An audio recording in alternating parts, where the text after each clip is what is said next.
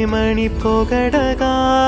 భాషలేవి చాలవురా ఈ తమ్ముడే తన అక్క కమ్మై లాలించ